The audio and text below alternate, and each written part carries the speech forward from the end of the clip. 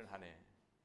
그래서 오늘 말씀은요, 희년과 설 명절이라는 부분을 좀 같이, 설 명절을 희년적 관점에서 한번 보려고 그래요. 설 명절을. 비슷해요. 묵은 것을 버리고 새해를 맞이하는 거예요. 여러분, 묵은 것이 무엇이 있겠습니까? 여러분, 작년에 묵은 거, 아니고 내 인생 속에 지금까지 살아오면서 묵은 것들, 묵으면 어떻게 되죠? 썩습니다. 썩으면 뭐가 나죠? 냄새. 옆 사람 냄새 한번 맡아봐요. 킁킁킁 냄새 맡아보면 향기로운 냄새가 납니까? 썩은 냄새가 납니까? 아우, 저한테는 썩은 내가 나는 것 같아, 이게. 그렇다고 진짜 썩은 내는 아니고 저만 아는 썩은 내가 나, 이게. 그러지 않습니까? 주님 앞에 우리가 보면, 하나님 말씀에 비춰보면 우리 안에 썩은 내가 많이 나요. 특별히 이 설 명절을 통해서 우리의 묵은 것을 털어버릴 수 있는 하나님의 은혜가 저와 여러분에게 나타나기를 간절히 소망해요. 자, 그러면 오늘 좀 표 좀 잠깐 볼게요. 설 명절과 희년의 좀 비교를 한번 볼게요. 비슷한 부분이 상당히 많아요. 깜짝 놀랐어요. 자, 그러면 설 명절과 희년을 좀 본다면 성격이 뭐죠? 성격에 보면 이 설 명절은 민족 전통 명절이에요. 우리에게 있었군요. 설이라는 것이. 그런데 희년적 관점에서 보면 성경에서 나오는 절기고요. 그리고 종교적인 어떤 제도라고 볼 수가 있어요. 이게 바로 희년이라는 거예요. 그리고요, 이 주기는요, 설 명절은 매년 1년에 한 차례 찾아옵니다. 그렇죠? 희년은 언제입니까? 50년이에요. 50년. 50년. 50년에 한 번씩 찾아오는 거예요. 그런데 설 명절은 1년에 한 번씩 찾아온다는 거죠. 제일 중요한 거, 핵심 가치. 이 설 명절을 통해서 무엇을 가르치려고 그러느냐? 설 명절은요, 바로 가족과 화합입니다. 그리고 새롭게 시작된다는 거예요. 새해라는 거예요. 새해. 아까 이민희 주사님 기도하면서 깜짝 놀랐어요. 새해를 잘 기도하셨어. 내가 자꾸 얘기하지만 오늘 핵심 가치를 잘 찝으셨어요. 설이라는 것은 뭐냐? 화합입니다. 가족과 화합이 되는 거예요. 그동안 만나지 못했던 가족들과 만나고 정답게 이야기를 나누고 하나가 되는 거예요. 그런데 희년의 역사도 어떤 겁니까? 비슷할 수 있어요. 해방, 용서, 회복입니다. 어떻게 보면 하나 되는 거예요. 해방과 용서와 회복을 통해서 공동체가 하나가 되는 거예요. 유대민족이 하나가 되는 거예요. 이게 바로 희년이라는 거예요. 우리 설 명절 또한 하나가 되는 겁니다. 여러분, 가족들 많으세요? 많으세요? 바로 그게 설 명절입니다. 그럼 범위는 어떻게 되느냐? 범위. 이 설이라는 범위. 이 설 명절에 있어서 범위는 개인과 가정 중심이죠. 말하면 지인 중심으로 만나잖아요. 혈연 관계 속에서 우리가 만나잖아요. 그러니까 가족 중심이라고 볼 수가 있어요. 그리고 개인, 상당히 개인적이라는 것을 볼 수가 있어요. 그런데 희년은 뭐냐? 사회 전체를 얘기하는 거예요. 왜? 유대 민족 전체를 얘기하는 거니까. 그러니까 범위가 어떤 게 더 큰 겁니까? 유대 민족의 범위가 더 큰 거죠. 희년이라는 것이 더 큰 거죠. 공교롭게도 설 명절과 희년이라는 것이 잘 매치가 되더라고요. 그렇게 느껴지지 않습니까, 여러분? 저만 그런가요? 네. 그래서 이 설 명절을 통해서 여러분, 희년의 가치를 잘 되새겨서 그 희년의 가치대로 이 설 명절이 잘 지내셨으면 좋겠어요, 여러분. 싸우지 마시고, 큰 소리 내지 마시고, 승질나도 좀 참으시고, 용서해 주시고, 부모 주시길 바라요. 그러면 첫 번째로 묵은 것을 털어내고 다시 시작하라. 첫 번째는요, 새 출발입니다. 설 명절은요, 새 출발입니다. 새 출발.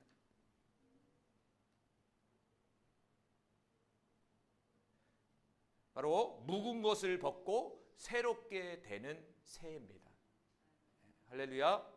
묵은 것을 벗어버리고 새롭게 되는 새해가 되기를 간절히 축원합니다, 여러분. 설은요, 한 해의 시작입니다. 양력으로는 1월 1일이 새해의 시작이지만 우리 대한민국은요, 설이 새해의 시작이에요. 그렇죠? 네, 설이 끝나야 이제 3월 달부터 2026년도가 시작되는 거예요. 사실적으로는 2026년도에는 묵은 것을 반드시 벗어버리고 새롭게 탄생하는 저와 여러분이 되길 바라요.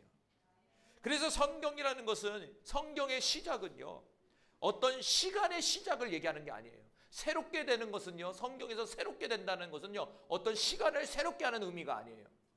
그것은 성경의 하나님의 말씀 속에서 시작이라는 건 뭐냐면 존재적 변화를 얘기하는 거예요. 존재가 새롭게 탄생하는 거예요. 할렐루야. 존재가 달라지는 거예요. 존재가. 2025년도 과거의 김기성이 아니라 2026년도 지금은 새롭게 거듭난 김기성이 되어야 돼요. 여러분의 이름이 돼야 되겠죠. 야, 새로운 존재예요. 변화가 아니라 존재 변화예요. 존재. 쉽게 얘기해서 강아지가 사람이 되는 거예요. 강아지가 사람이 되는 거예요. 동물이 사람이 될 수가 없잖아요. 그런데 여기서 말하는 그 존재가 그 존재라고요. 절대 불가능한, 존재의 변화를 이룰 수 없는 그런 절대 불가능한 그것이 바로 존재의 변화예요. 존재의 변화. 성경은 존재적 변화를 우리에게 시작이라고 얘기하는 거예요. 할렐루야. 자, 고린도후서 5장 17절 말씀 같이 읽어봅니다. 시작. 그런즉 누구든지 그리스도 안에 있으면 새로운 피조물이라. 이전 것은 지나갔으나 보라 새 것이 되었도다. 할렐루야. 여러분이 그리스도 안에 있다면 새로운 피조물이 됐다는 거예요. 새로운 피조물. 그리고 새 것이 됐다는 거예요. 여기서 새롭다라는 말이 카이노스라는 말이에요. 카이노스 해볼까요? 카이노스. 헬라어로 카이노스라는 말이에요. 이게 새롭다, 이렇게 우리말로 새롭다 이 말인데, 이 무엇이 새롭냐면 질적으로 새롭게 됐다는 거예요. 질적으로 전혀 다른 성격을 가진 존재가 됐다는 거예요. 아까 서두에 얘기한 것처럼 강아지가 사람 된 것 같이, 그건 절대 불가능하거든요. 강아지가 어떻게 사람이 될 수가 있어요? 물컵이 어떻게 사람이 될 수가 있어요? 그거 똑같은 거예요. 여기서 카이노스라는 것은 뭐냐면 질적으로 새로운 존재로 탄생한 걸 얘기하는 거예요. 우리가 예수 믿고 구원받으면 새로운 존재가 돼요. 여기서 머물면 안 되는 거예요. 여러분의 삶 속에 여러분의 신앙, 예수님을 믿는 연수만큼 다시 또 새롭게 존재적 변화가 일어나야 돼요. 마치 나비가 되기 위해서 뭘 해야 되죠? 맨 처음에 뭐가 돼요? 알이 되고 성충이 되고 애벌레가 돼서 탈피해서 결국에는 아름다운 나비가 되듯이, 우리가 예수 믿고 구원받아서 새로운 존재가 됐지만 아직 애벌레예요. 애벌레라고요. 궁극적인 나비가 되어야 된다고요. 나비가. 승현아, 나비가 되어야 된다고. 그러니까 이 땅 가운데 우리가 신앙생활하는 이유가 뭔지 아세요? 아직 우리는 불완전하거든요. 그 불완전히 완전으로 가고 있는 과정이 지금 인생이에요. 그래서 광야 40년이고, 그리고 우리의 인생 강건하면 70, 80의 인생을 하나님이 허락하셔서 지금 살고 있는 거예요. 우리에게는 하나님의 자녀가 된 존재적 변화를 이뤘지만 아직 애벌레라고요. 애벌레. 그러니까 아직 서툰 거예요. 아직 뭔가 부족한 거야. 아직 뭔가 내 안에 아직 죽지 않는 애벌레 과정 속에 있으니까 뭔가 어설프고 서툴고 그런 옛 습관들이 막 나가기 시작하는 거예요. 그런데 시간이 지나면 지날수록 나비가 되는 과정 속에서 전혀 새로운 존재적 변화가 나타난다 이거죠, 여러분. 그러니까 올해는 이 설명절을 기점으로 해서 여러분이 어떻게 되냐? 새로운 존재적 변화가 또 나타나야 된다는 거예요. 발전해야죠. 할렐루야. 옆 사람을 보면 정말 많이 변화됐구나. 많이 변화를 넘어서 존재가 바뀌었구나. 존재가. 야, 다른 사람이야. 다른 사람. 정말 예수 믿으면요, 다른 사람이 되는 거예요. 그렇더라고요. 여러분 예수님을 진하게 만나게 되면요, 과거의 삶과 예수 믿는 삶이 전혀 달라요. 그러면 그게 어디로 가냐면 안 믿는 사람들이 안다니까. 야, 어떻게 저렇게 바뀔 수 있었을까? 하나님의 능력이 대단하지 않아요? 바로 새로운 존재가 됐다. 여러분, 새 출발이 시작되었습니다. 더욱더 질적으로 본질적으로 새로워질 수 있는 저와 여러분이 되기를 간절히 소망해요. 그래서 뭘 새롭게 해야 되느냐? 껍데기는 똑같은데 목사님 뭐 어떻게 바뀐다는 거예요? 여러 변화의 요소가 있는데요, 마음이 바뀌는 거예요. 이 심령이 바뀌는 거예요. 할렐루야. 자, 에스겔서 11장 19절 말씀 시작. 내가 그들에게 한 마음을 주고 그 속에 새 영을 주며 그 몸에서 돌 같은 마음을 제거하고 살처럼 부드러운 마음을 주어 내 율례를 따르며 내 규례를 지켜 행하게 하리니 그들은 내 백성이 되고 나는 그들의 하나님이 되리라. 할렐루야. 자, 이 말씀은 소망이 생겨요. 누가 주는 마음? 예수님이 주는 마음, 성령님이 주시는 마음, 아버지가 주시는 마음을 우리에게 부어주시겠다는 거예요. 그러면 이 돌 같은 마음이 뭐가 된다고요? 부드러운 마음이 되는 거예요.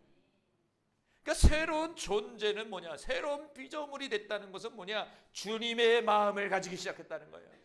돌 같은 굳은 내 마음에서 이제는 주님의 마음을 주신 거예요. 주님의 마음은 어떻다? 부드럽다. 부드러우니까 찔러도 어떻게 될까요? 말랑말랑합니다. 근데 딱딱하면 어떻게 찌르면 튕겨요. 부러져요. 그러니까 우리가 돌 같은 마음을 가지면 부딪히게 돼 있는 거예요. 근데 나 부드러운 마음을 가지게 되면 흡수하게 되는 거예요.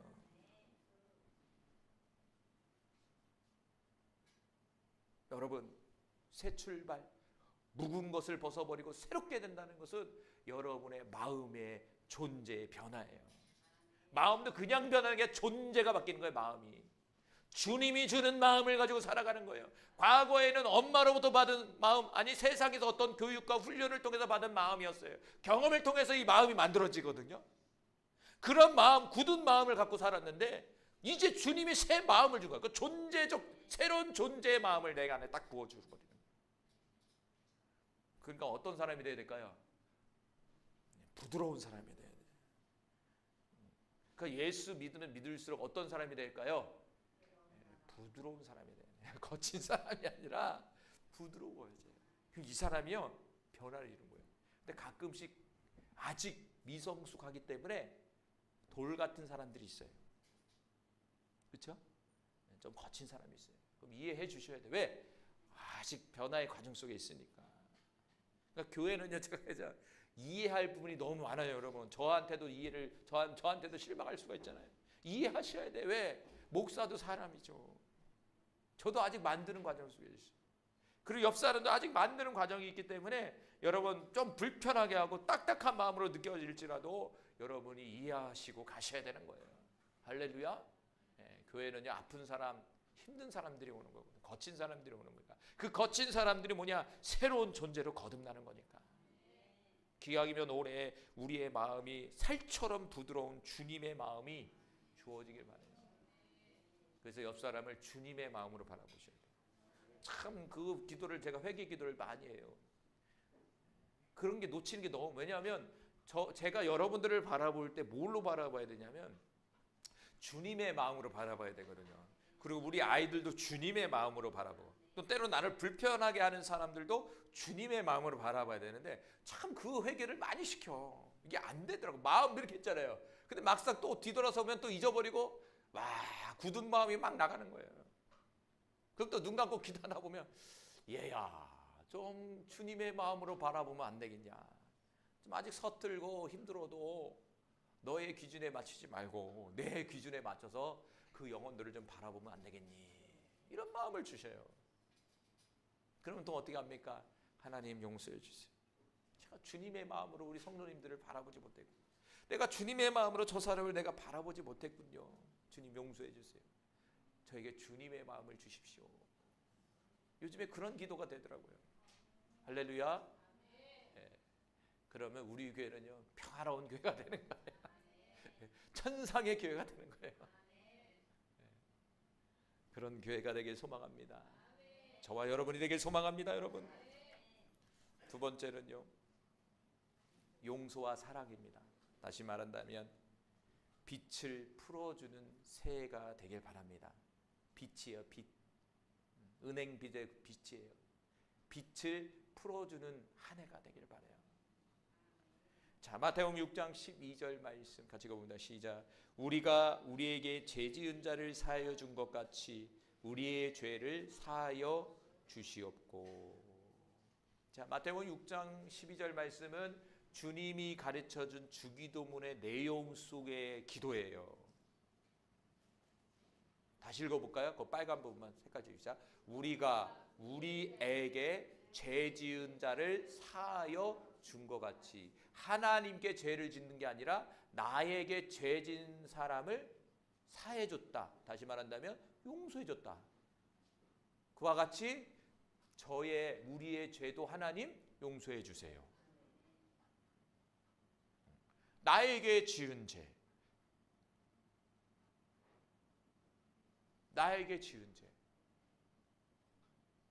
나에게 지은 죄, 그러니까 나를 힘들게 하는 사람들, 나를 고통스럽게 하는 사람들을 향해서 내가 용서해 줬다는 얘기예요. 맞잖아요. 용서, 사해 줬다는 것은 용서해 줬다는 얘기예요.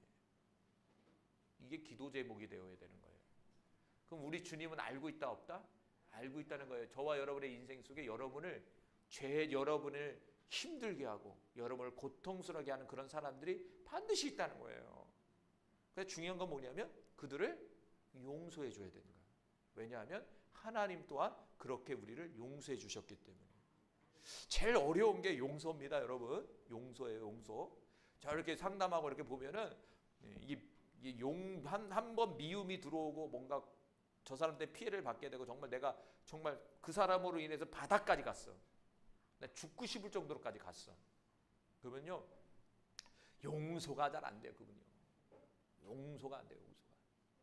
어떤 간증해 보니까 어떤 목사님이 신방 가는데 어떤 권사님이 그 권사님이 이제 죽을 병에 걸리신 거예요. 오늘 내일 하고 있는 거예요. 그런데 그래서 이제 목사님이 이제 기도를 하다가 하나님이 딱 얘기하는 뭐라고 하냐면 용서하라 이렇게 말을 하더라고요. 그래서 권사님한테 하나님께서 뭔가 용서하지 못한 부분이 권사님이 있나 봐요. 하나님이 용서하시래요. 그러면 병을 고쳐주신대요. 이렇게 죽음 직전에 있는 사람이었는데. 근데 그때서야 말을 꺼내는 거야. 내가 남편을 내가 죽기 싫을 정도로 내가 미워한다. 죽이고 싶다. 그 얘기를 하더라고. 참 이제 부부관계가 그래요. 그렇죠? 처음에는 사랑해서 만나는데 하나뿐이 없는 당신으로 만나는데 근데 나중에는 그게 잘 가야 되는데 나중에 문제가 돼서 원수 중에서도 원수가 돼버리잖아요. 이게 참 그런 것 같아요. 이 부부관계가. 용서했을까 안 했을까요? 용서 안 했어요. 그리고 가셨어요. 그냥 용서했을 것 같죠? 용서가 안 되는 거예요. 하나님이 말씀하고 목사님을 통해서 말했지만 자기가 죽을 병상에 있었지만 용서가 안 되는 거예요. 내가 죽을지언정 용서는 못하겠다 이거죠. 할렐루야. 용서가 어려운 거예요. 그렇지만 하나님 우리에게 용서를 원하신다는 거예요. 그게 주님의 마음인 거죠. 그렇다고 해서 그 사람이 지옥 간 건 아니에요. 예수님을 믿었으니까.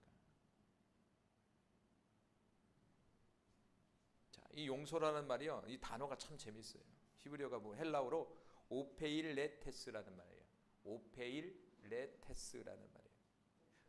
오페일레테스라는. 이게 많이 들었을 거예요. 이게 뭐냐면 우리말로는 용서하다 이런 뜻이 말할 수 있는데 이게 원래 뜻은 뭐냐면 빚진 자예요. 빚진 자. 빚을 졌다는 거예요. 빚을. 그러니까 갚아야 되는 거야. 채무자예요. 채무자. 오페일레테스라는 말이에요. 빚진 자라는 거예요. 빚진 자. 여러분 빚 많으세요? 빚 많으세요? 실제 물질의 돈 빚이 많죠. 네. 앞으로 2월 달에 또 말이 되면 청구서가 날라오잖아요. 여러분이 빚진 거 다 날라오잖아요. 그럼 요즘은 다 카드값으로 다 나가잖아. 내 돈은 현금 들어오는 거 없고 다 카드값으로 다 나가면 영원히 돼. 통장에. 네. 그 빚 얘기하는 거예요. 누군가에게 고통을 준 것은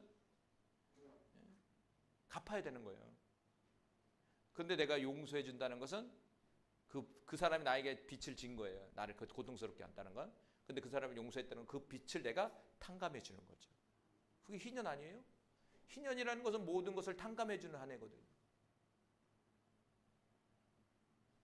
용서라는 것은 탕감을 해주는 것이다. 그럼 누가 갚아주실까요? 성경은 분명하게 하나님 아버지께서 갚아주신다고 말씀하고 있어요.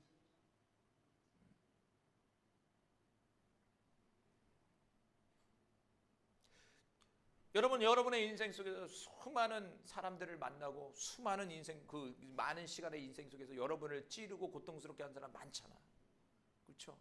60년 이상 사시는 분들은 그런 일이 많을 거예요. 여러분 찌르고 고통스럽게 한 사람들 많았을 거예요. 그런데 그 묶임에서 풀어지길 바랍니다. 할렐루야. 참 희한해요. 이게 뭐냐면 내가 그 사람에서 피해를 받으면 이 사람은 아무렇지 않아요. 근데 당한 사람은 평생 그 묶임에 사는 거야. 그럼 이 사람은 그냥 잘 살아. 그런데 나만 고통스러운 거야. 그렇지 않아요, 원리가. 그럴 바에는 뭐냐, 놓으세요. 억울하잖아. 그럼 뭐냐, 용서해 주는 거야. 내 마음속에 풀어줘 버리는 거야. 내가 놔버리겠다. 내가 용서해 버리겠다. 왜? 이 사람이 원래 고통받아야 되는데 왜 내가 고통받는 거야, 이걸. 원수는 누가 갚는다? 로마서 보니까 숯불을 쏴서 하나님이 갚시다. 하나님 드립니다. 하나님이 알아서 하시옵소서. 저는 용서합니다. 이렇게 설교하지만 죄송해요. 저도 잘 안 돼요. 저 있을까 없을까요? 있겠죠. 왜 없어요? 저도 인생 살면서 쿡쿡 찌르는 사람이 왜 없겠어요? 때로 인생 살면서 저를 힘들게 한 사람이 왜 없겠어요, 여러분? 하나님 용서의 마음을 저에게 주시옵소서. 기도하시기 바라요. 자, 골로새서 3장 13절 말씀 읽어봅니다. 누가 누구에게 불만이 있거든 서로 용납하여 피차 용서하되 주께서 너희를 용서하신 것 같이 너희도 그리하고 이 모든 것 위에 사랑을 더하라. 이는 온전하게 매는 띠니라. 좀 전에 얘기한 것처럼 어떤 사람에게 있어서 불만이 있어요. 불만이 왜 생길까요? 그 사람이 나를 불편하게 했기 때문에 그래요. 뭔가 어떤 상황이 나를 불편하게 했기 때문에 그래요. 그런데 성경은 뭐냐? 서로 용납하여 이렇게 써 있어요. 용납이라는 말이 참는다는 말이에요. 견딘다는 말이에요. 그러니까 어떤 사람에 대해서 내가 참 불만이 있어요. 저 사람에 내가 고통스러워요. 그 어떤 환경이 나를 고통스럽게 해요. 그런데 성경은 뭐냐? 서로 용납하라는 것은 뭐냐면 우리 용납이라는 말보다 좀 이렇게 바꿨어야 돼요. 원어적으로 뭐냐면 참는다는 뜻이에요. 참는다. 견딘다는 거예요. 견딘다. 이 사람이 콕콕 찌르고 나를 고통스럽게 해도 견뎌내야 된다는 거예요.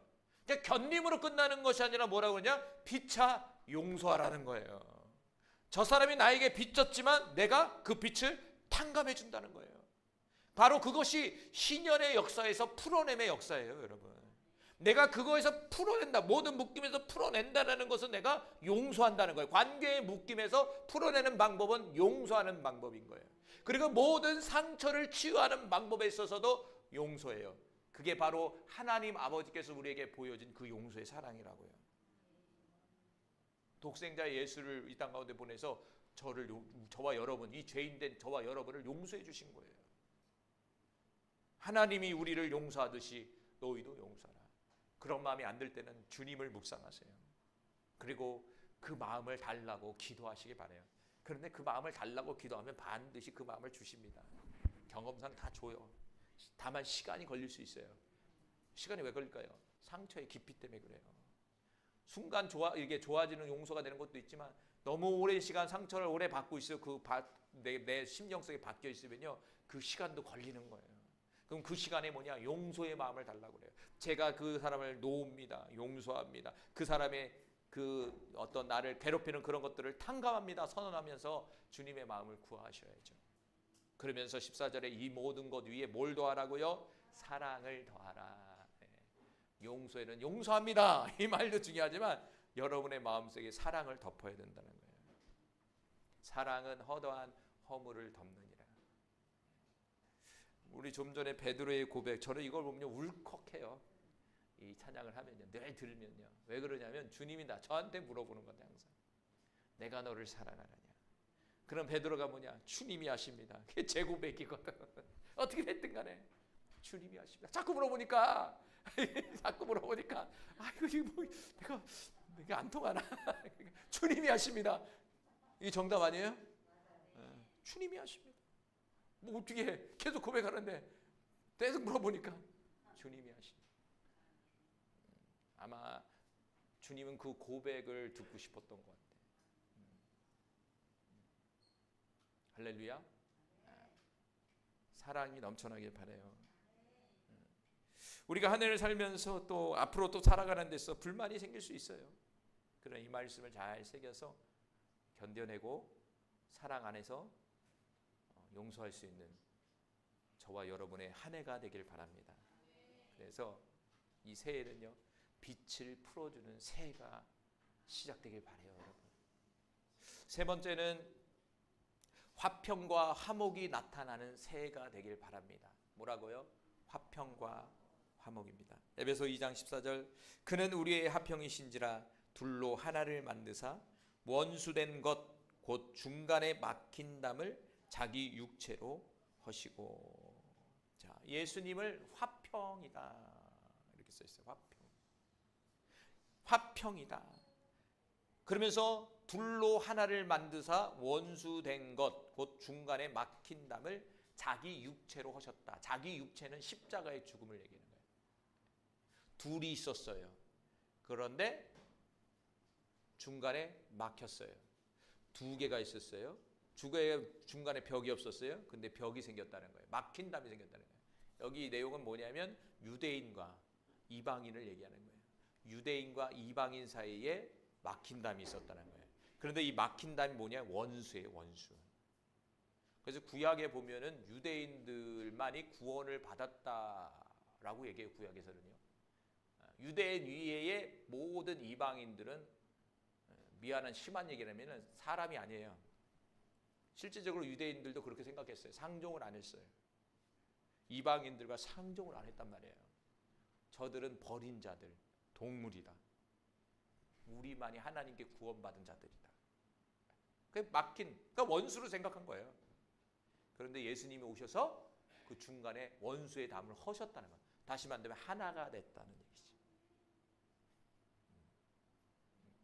그러니까 유대인과 이방인의 구분이 아니라 하나의 새로운 하나님의 자녀로 만드셨다는 거예요.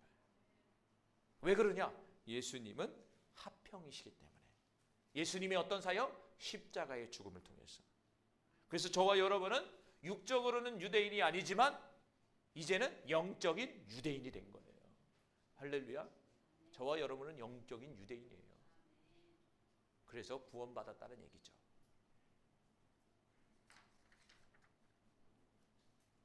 이 화평이라는 말이요, 에이레네라는 말이에요. 에이레네 들어보셨죠? 히브리어는 뭐냐면 샬롬이에요. 샬롬. 들어보셨죠? 샬롬. 우리가 샬롬이냐, 평안, 복지 번영. 다시 말한다면 모든 상황 속에서 평강을 누리는 거예요. 마치 전쟁이 끝난 이후에 주어지는 평화를 얘기하는 거예요. 우리 수많은 영적인 싸움을 하고 있잖아요. 삶적인 싸움을 하고 계시잖아요. 앞으로 또 싸워야 되고요. 그래서 우리에게 필요한 게 뭐냐? 샬롬이에요. 에이레네예요. 에이레네. 오늘도 하나님은 우리에게 에이레네를 주시는 거예요. 예수님 그 자체가 에이레네, 평화예요. 샬롬이에요. 자, 고린도후서 5장 18절 말씀 읽어본다. 시작. 모든 것이 하나님께로 났으며 그가 그리스도로 말미암아 우리를 자기와 화목하게 하시고 또 우리에게 화목하게 하는 직분을 주셨다. 아멘. 하나님께서는 예수 그리스도를 이 땅 가운데 보내주셔서 하나님과 우리의 관계, 화목의 관계를 만드셨다는 거예요. 예수님이 이 땅 가운데 오셨어. 그런데 하나님은 여기서 끝난 것이 아니라 저와 여러분에게도 뭘 주셨다? 예수님과 같이 화목의 직분을 주셨다. 화목의 직분. 다시 말하면 오늘 화목이 나오는 것처럼 에이레네, 화평, 평강, 샬롬. 샬롬을 전해줄 수 있는, 샬롬을 전달해주는 직분을 줬다는 거예요. 그게 성도라는 거예요. 성도. 그러니까 여러분은 피스메이커가 돼야 돼요. 어느 곳에 가든지 여러분이 가면 그곳에 뭐가 임해야 되죠? 화평이 임해야 돼요. 화평. 분연의 장소에서도 여러분이 가면 화평이 이루어져야 돼요. 그러니까 그런 사람 있잖아요. 우리가 직장생활다 이렇게 살다 보면 그 사람이 오면 평안해져. 그런데 어떤 사람이 오면 분란이 일어나. 그런 경험 있죠. 혹시 나는 화평의 사람인가? 나는 분란의 사람인가? 할렐루야. 여러분 설 명절날 가족 만날 때 여러분을 불편하게 생각하는 게, 여러분을 만나면 여러분의 식구들이 너무 기뻐하고 행복을 느낄 수 있는 피스메이커가 되길 바라요. 할렐루야. 예. 왜? 하나님은 우리에게 화평의 직분을 주셨다는 거예요. 그러니까 바울은요 그걸 끊임없이 강조하면서 그런 삶을 살았다는 거예요. 우리 교회가, 우리 공동체가 그런 공동체가 되길 바라요. 화목하다는 말이 카탈라소라는 말이에요. 읽어볼까요? 카탈라소. 그리스어를 하는 거예요. 카탈라소. 신약 성경은 그리스어로 적혀져 있거든요. 카탈라소인데 이게 뭐냐면 바꾸다, 하해시키다 이거예요. 다시 말한다면 분위기를 전환시키는 거예요. 불편한 분위기가 화목의 분위기로, 고통스러운 분위기가 치료의 분위기로, 뭔가 전환이 일어나는 거예요. 뭔가 전환이 일어나는 거, 화목이라는 것은. 그러니까 저와 여러분이 가는 곳곳마다 바뀌는 역사. 근데 이거 어떻게 바뀌어야 돼요? 화평으로 바뀌어야죠. 분란이 아니라 화평의 역사가 이루어지는 거예요. 그러면 여러분은 그 직분을 잘 감당하고 있는 거예요. 목사를 얘기하는 것이 아니라 우리 성도들 다 얘기하는 거예요. 예수 믿는 모든 사람들에게 화평의 직분을 주신 거예요. 화목의 직분을 주신 거죠. 카탈라소가 이루어나야 돼요, 여러분. 특별히 여러분의 가정 속에 나타나길 바라요. 여러분이 부모라면 여러분이 갔을 때 자녀들의 평안을 느끼고, 자녀들이 사랑을 느끼고, 자녀들이 회복되는 역사가 나타나길 바라요.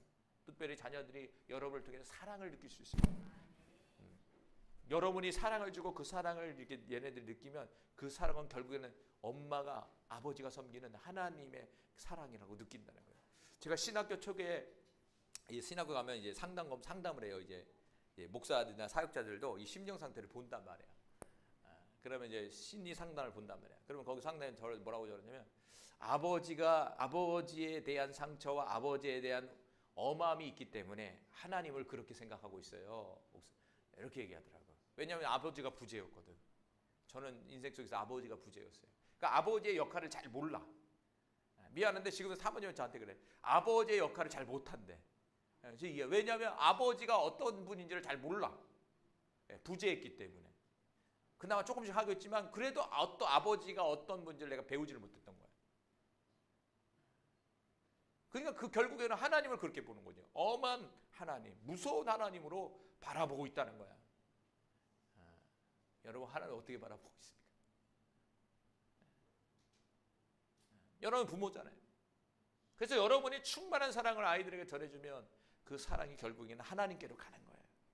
그러니까 부모에 대한 사랑이 부족하고 이렇게 좀 상처가 많은 분들은 하나님에 대한 왜곡된 신앙을 가지든지 아니면 신앙생활하기가 좀 불편해요. 쉽지가 않아요. 그런데 사랑을 충만하게 잘 받은 사람들은요, 이 신앙생활이요 잘 아름답게 잘 자라요. 그러니까 결핍이라고 해요. 결핍이 생기면 이 삶적인 삶에서도 문제가 생기지만 이 신앙적인 부분에서도 문제가 생기더라고요. 할렐루야. 그렇지만 그 가정 속에서 하나님을 저를 만지시고 치유해서 좀 온전한 사랑으로 이렇게 키우셨어요. 과정이 걸렸어요. 시간이 걸렸어요. 좀. 근데 귀하기면 시간을 허비하지 말고 잘 만들어내서 바로 시작하시면 좋잖아요. 3일 길 갈 거를 40년 가면 얼마나 힘들어요. 3일 길이에요. 40년 갔단 말이에요. 귀향이면 3일 가면 좋잖아요. 3일 갈 수 있으면 그 정도 만들면 되는 거예요. 카탈로스. 여러분이 어떤 역할에 있어서 피스메이크, 화목의 역할을 감당하는 새해가 되길 바랍니다. 결론을 맺겠습니다. 희년은 단순히 경제적 제도가 아니라 새 출발, 용서, 화평이라는 영적 가치를 담고 있다라는 거예요.